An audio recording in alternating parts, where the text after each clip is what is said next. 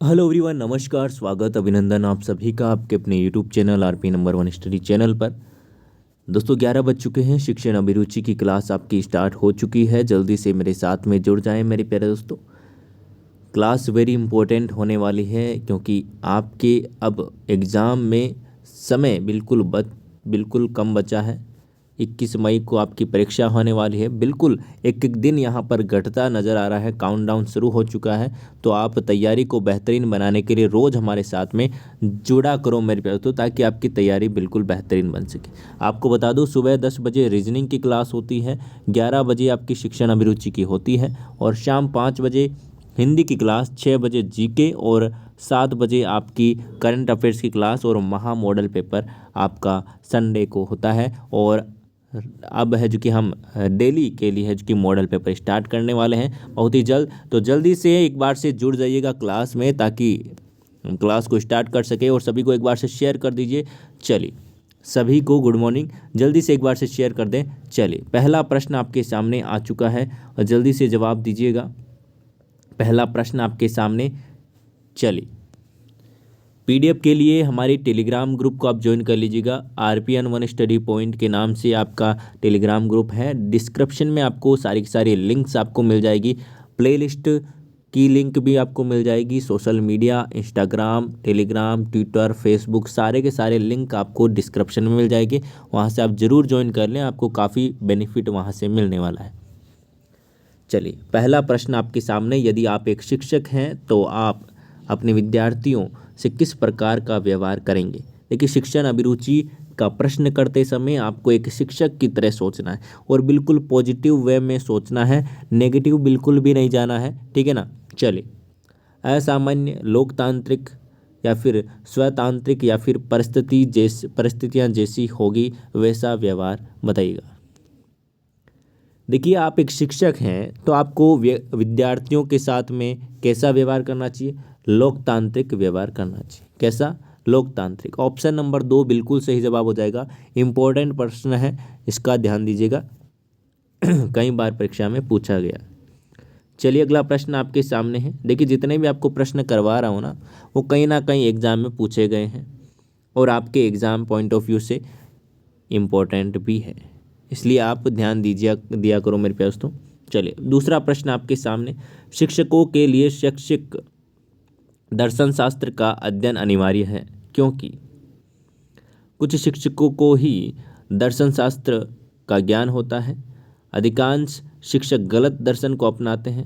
शिक्षक स्वयं का दर्शन विकसित करने में असफल रहते हैं। अधिकांश शिक्षक शैक्षिक दर्शन शास्त्र से अनभिज्ञ होते हैं।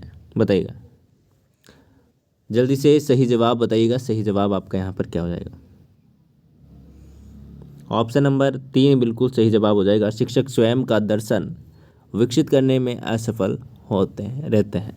चलिए, आगे चलते हैं अगले प्रश्न की ओर। अगला प्रश्न आपके सामने, जल्दी से जवाब दीजिएगा। आपके विचार में शिक्षण व्यवसाय क्या है? निराशाजनक, सम्मानजनक, आरामदायक या फिर रोजगार मूलक? सही जवाब बताइएगा। सही जवाब क्या हो जाएगा? बहुत ही प्यारा प्रश्न है, कई बार परीक्षा में पूछा जाता है। आपके विचार में शिक्षण व्यवसाय क्या है? सही जवाब की बात करें तो सम्मानजनक है। देखिए, आप कहीं पर भी जाओगे ना, टीचर जो होते हैं ना, उनको सब कहते हैं ओ आ गए, मार साहब आ गए, मार साहब आ गए, सर आ गए, है ना। तो आप कहीं पे भी समाज में जाओगे तो भी कहेंगे ओ मार साहब आ गए, आइए मार साहब बैठो, आओ मार साहब बैठो, है कि नहीं। तो एक वो इज्जत एक अलग ही रहती है, एक टीचर की, एक मास्टर की, ठीक है ना। तो सम्मानजनक व्यवसाय है बिल्कुल। बहुत ही एक फीलिंग आती है कि हाँ भाई, किसी ने तो हमें क्या कहा है, सर कहा है ना। तो वो एक अलग ही मोमेंट होता है। चलिए, अगला प्रश्न आपके सामने, जवाब दीजिएगा। बताइए, पाठ्यक्रम में पाठ्य सहगामी क्रियाओं को क्यों शामिल किया जाता है? शिक्षण को आसान एवं रुचिकर बनाने में, शिक्षण की सहायता के लिए या फिर शिक्षक की सहायता के लिए, या फिर अधिगमकर्ता को किसी विषय को अच्छी तरह से समझाने में सक्षम बनाने के लिए या फिर विद्यार्थियों में चिंतन कौशल का विकास करने के लिए बताइएगा।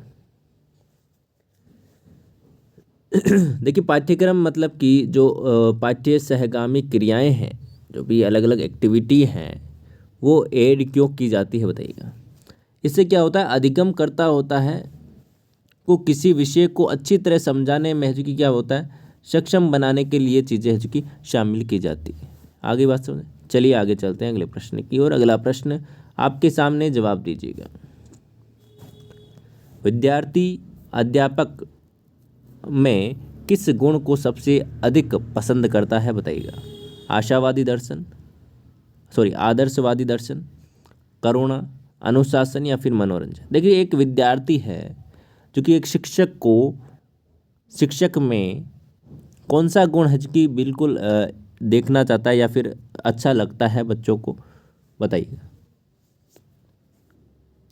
देखिए, शिक्षक होता है जो कि एक अलग ही प्रोफेशन में रहता है और एक उसका प्रोफेशनल जो बिल्कुल वो एकदम प्रोफेशनल रहता है, जो कि अलग ही चीज़ है। आप देखिएगा, कहीं पर भी आप टीचर को देखोगे तो आपको देखते ही पता चल जाएगा कि वो आप टीचर हैं, बिल्कुल आप पहचान जाओगे, क्योंकि टीचर की पहचान ही अलग होती है ना। बिल्कुल,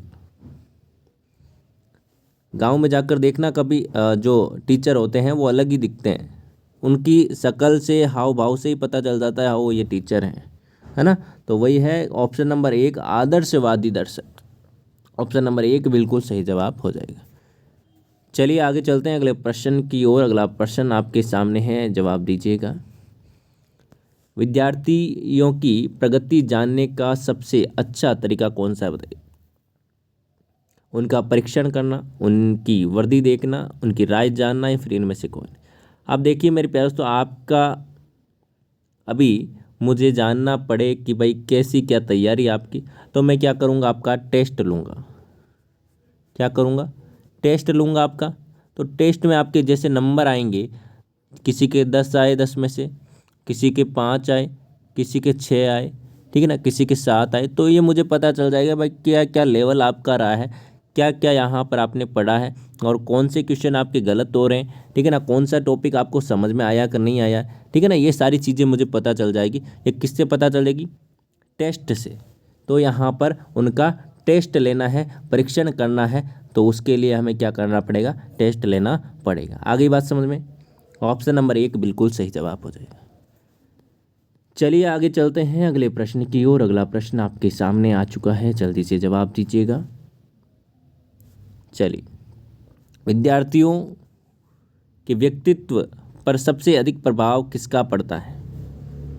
माता पिता का, अध्यापक का, मित्र का या फिर सहपाठी का। देखिए, आप किसके कांटेक्ट में या फिर किसके नज़दीक आप रहते हैं ज़्यादा, उसी का आपके व्यक्तित्व पर है जो कि प्रभाव पड़ता है। क्योंकि आप जिसके ज़्यादा नज़दीक रहोगे, जिसके कांटेक्ट में आप ज़्यादा रहोगे, वही आपका क्या है, बिल्कुल यहाँ पर पूरा यहाँ पर कहते हैं ना, संगति का असर होता है। वही संगति है, मतलब कि जो बच्चा होता है वो अपने माता पिता के साथ में रहता है, ठीक है ना, ज़्यादातर। तो उसका जो व्यक्तित्व होता है, ठीक है ना, वो क्या, उसका प्रभाव किस पर पड़ता है, माता पिता का जो व्यक्तित्व है, बिल्कुल विद्यार्थी के व्यक्तित्व पर किसका प्रभाव पड़ता है, माता पिता का प्रभाव। जब भी तो कहते हैं कि भाई बच्चे के संस्कार देखकर पता चल जाता है कि भाई माता पिता ने इसको क्या सिखाया, ठीक है ना। चलिए अगले प्रश्न की ओर चलते हैं। यहाँ पर आपका आंसर हो जाएगा, माता पिता का प्रभाव पड़ता है। चलिए आगे चलते हैं अगले प्रश्न की ओर। अगला प्रश्न आपके सामने, क्वेश्चन नंबर 7, जल्दी से जवाब दीजिएगा। अधिगम का सर्वोच्च स्तर है समस्या समाधान, अवधारणात्मक अधिगम, श्रृंखलाबद्ध अधिगम, मौखिक अधिगम। जल्दी से जवाब दीजिएगा। देखिए, अधिगम का सर्वोच्च स्तर है अवधारणात्मक अधिगम, ठीक है ना। ऑप्शन नंबर 2 बिल्कुल सही जवाब हो जाएगा। चलिए आगे चलते हैं अगले प्रश्न की ओर। अगला प्रश्न आपके सामने है, जवाब दीजिएगा। अधिगम प्रक्रिया के सुचारू रूप से संपन्न होने के लिए आवश्यक है। विद्यार्थियों का सहयोग प्राप्त हो, विद्यार्थियों से सीखने की भावना हो, शिक्षक शिक्षण कार्य में निपुण हो, या फिर ये सभी बताइएगा। देखिए अधिगम मतलब कि पढ़ाने सिखाने में जो सुचारू रूप से संपन्न होने के लिए क्या आवश्यक है, तो ये सारी चीज़ें आवश्यक है। ऑप्शन नंबर 4, विद्यार्थियों का सहयोग भी प्राप्त हो और विद्यार्थी सीखने की भावना भी रखते हो और शिक्षक को पूरा ज्ञान भी हो, तभी जाकर क्या होता है, एक पढ़ने वाले को पढ़ाने वाले को मजा आता है और पूरी कार्य है जो कि बिल्कुल अच्छे से होता है। आगे चलते हैं अगले प्रश्न की ओर। मानव द्वारा किया जाने वाला संप्रेषण किसके माध्यम से संपन्न होता है? तो किसके द्वारा होता है? मस्तिष्क, मुख्य, या फिर इंद्रियां, या फिर हाथ पैर। तो जो इंद्रियां होती है मेरे दोस्तों, ठीक है ना, उसी के द्वारा। ऑप्शन नंबर 3 बिल्कुल सही जवाब आपका यहाँ पर हो जाएगा। चलिए अगले प्रश्न की ओर चलते हैं। अगला प्रश्न आपके सामने, क्वेश्चन नंबर 10, जवाब दीजिए जल्दी से। यदि एक विद्यार्थी आपका सम्मान नहीं करता है तो आप क्या करेंगे? कोई विद्यार्थी है क्लास में, आपका सम्मान नहीं करता है तो आप क्या करेंगे? उसकी उपेक्षा कर देंगे, उसके अभिभावक को कहेंगे, परीक्षा में उसे कम नंबर देंगे, उसे दंडित करेंगे? बताइएगा इन ऑप्शन में से उसका क्या जवाब होगा, जल्दी से बताइए। सही जवाब की बात करें तो ऑप्शन नंबर 1 बिल्कुल सही जवाब हो जाएगा। आगे चलते हैं अगले प्रश्न की ओर। अगला प्रश्न आपके सामने, एकीकृत शिक्षा की सफलता किस पर निर्भर करती है? ठीक है ना। एकीकृत शिक्षा की सफलता किस पर निर्भर करती है बताइएगा। समुदाय का समर्थन, शिक्षण अधिगम की उत्तम शिक्षण वस्तुएं, शिक्षण की अभिवृद्धि में परिवर्तन, पाठ्यपुस्तकों की उत्कृष्टता? जल्दी से जवाब दीजिए। देखिए एकीकृत शिक्षा की बात करें तो ऑप्शन नंबर 4 बिल्कुल सही जवाब हो जाएगा, पाठ्यपुस्तकों की उत्कृष्टता। चलिए आगे चलते हैं अगले प्रश्न की ओर। एक शिक्षक का सबसे महत्वपूर्ण कार्य क्या होता है? विद्यार्थी शिक्षण कार्य संपन्न करना, कक्षा में व्याख्यान देना, विद्यार्थियों की देखरेख करना, या फिर विद्यार्थियों का मुख्य मूल्यांकन करना? सही जवाब बताइएगा। सही जवाब क्या है?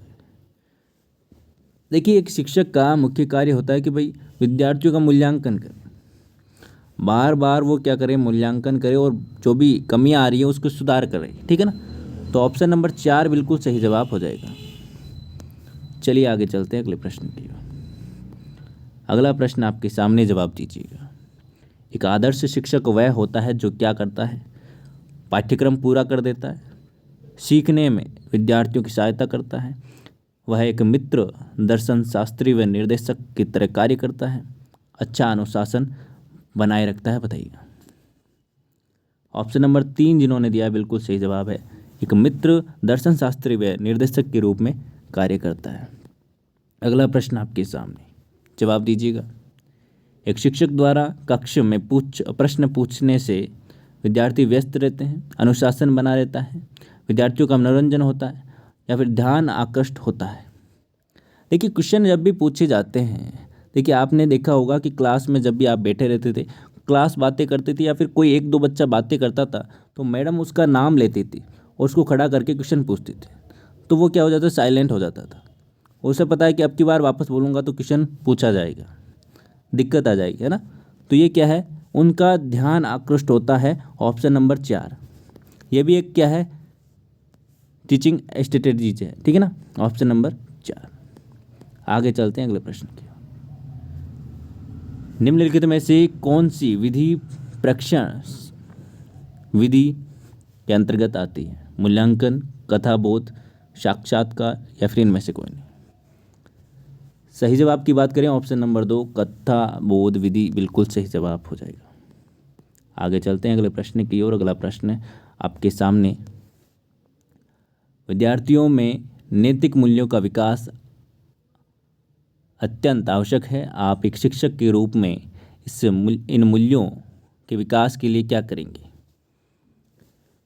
ऑप्शन नंबर 1 बिल्कुल सही जवाब हो जाएगा। नैतिक मूल्यों से संबंधित कार्य करने को प्रोत्साहित करेंगे। ऑप्शन नंबर 1 बिल्कुल सही जवाब हो जाएगा। चलिए आगे चलते हैं अगले प्रश्न की ओर। अगला प्रश्न आपके सामने, जवाब दीजिएगा। शिक्षक का कक्षा का व्यवहार अच्छा होना चाहिए क्योंकि यह एक उदाहरण प्रस्तुत करता है। इससे विद्यार्थी ज़्यादा प्रभावित होते हैं। अधिगम के लिए उचित माहौल निर्मित होता है या फिर विद्यार्थी से प्रसन्न होते हैं? बताइएगा। ऑप्शन नंबर 3 बिल्कुल सही जवाब आपका यहाँ पर हो जाने वाला है। चलिए आगे चलते हैं अगले प्रश्न की ओर। अगला प्रश्न आपके सामने, विद्यार्थियों के साथ एक शिक्षक को अच्छा व्यवहार स्थापित करने के लिए चाहिए कि वह अपने विद्यार्थियों से प्यार करे, उनके साथ मित्रत्व व्यवहार के, प्रत्येक विद्यार्थी पर व्यक्तिगत रूप से ध्यान दे या फिर अच्छे से बात करे? बताइएगा। बिल्कुल व्यक्तिगत रूप से हर एक बच्चे पर ध्यान दे। ऑप्शन नंबर 3 बिल्कुल सही जवाब हो जाएगा। आगे चलते हैं अगले प्रश्न की ओर। अगला प्रश्न आपके सामने, जवाब दीजिएगा। यदि कोई विद्यार्थी आप पर यह आरोप लगाता है कि आपने उस परीक्षा में है जो कि कम अंक प्राप्त किए हैं, तो आप क्या करेंगे? उसके आरोपों को नकार देंगे, उसे दंड देंगे, उसी पर है जो कि उत्तर पुस्तिका दिखाकर कम अंक आने वाले का कारण है जो कि बताएंगे, या फिर उसे समझाने का प्रयास करेंगे? तो ऑप्शन नंबर 3 बिल्कुल सही जवाब हो जाएगा। कहाँ पर गलतियाँ की है वो बताएंगे। तो मेरे प्यारे दोस्तों, आज की क्लास आपको कैसी लगी कमेंट करके जरूर बताइएगा। चैनल को सब्सक्राइब कर लीजिएगा और पीडीएफ के लिए आप टेलीग्राम को ज्वाइन कर लीजिएगा। इंस्टाग्राम पर जरूर फॉलो करें। मिलते हैं नेक्स्ट क्लास में, तब तक के लिए बाय बाय। जय हिंद, जय भारत, धन्यवाद।